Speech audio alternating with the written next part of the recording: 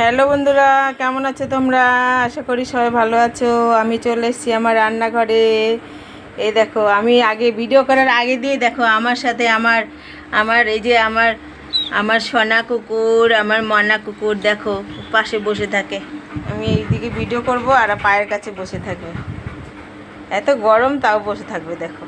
এখানে আমি ঝিঙে নিয়েছি, মিষ্টি কুমড়ো নিয়েছি, ডাঁটা নিয়েছি, আর একটু আলু নিয়ে নেব, আর ধনেপাতা নিয়েছি। এগুলো আমি কেটে নেব, একটা টেস্টি রেসিপি করব। এবার কেটে নেব আমি।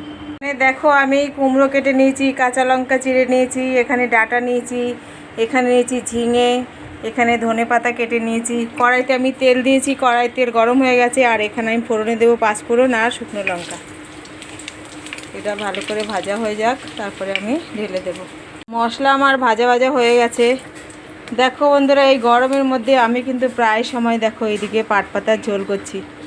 গরমে আমার কিন্তু আমাদের সবাই ঘরে ভালো খায় পাট পাতার ঝোল, পাঁচফোড়ন নালে হয়ে কালো জিরে ফোড়ন দিয়ে রান্না করি। এখানে আমার মশলা ভাজা হয়ে গেছে, এবার আমি এগুলো সব ঢেলে দেবো। সব ধোয়া, এটা আমি সব ঢেলে দেবো।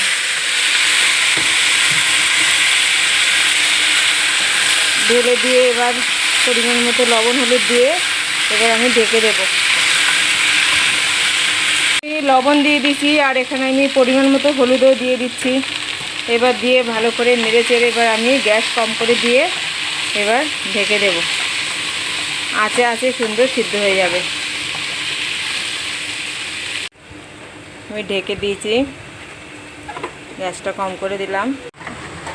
দেখো খুব সুন্দর সিদ্ধ হয়ে গেছে। গাছ দেখো ভালো সিদ্ধ হয়ে গেছে। এবার আমি ধনেপাতা দেব, দিয়ে আমি খুব বড় বড় করে দিয়েছি। এবার দিয়ে আমি ঢাকা দিয়ে দেব। খুব সুন্দর সিদ্ধ হয়ে গেছে। একটু এর মধ্যে চিনি দিয়ে দিয়েছি, নেড়ে চেড়ে আমি নামিয়ে ফেলবো একটু পরে। ঢাকনাটা তুলবো, ঢাকনাটা তুলে নামিয়ে ফেলবো। বন্ধুরা, আমার ভিডিও ভালো লেগে থাকলে অবশ্যই কিন্তু প্রথম থেকে শেষ অবধি দেখবেন, আর এইভাবে রেসিপি করবেন। সবাই ভালো থাকবেন। এবার আমি নামিয়ে নেব।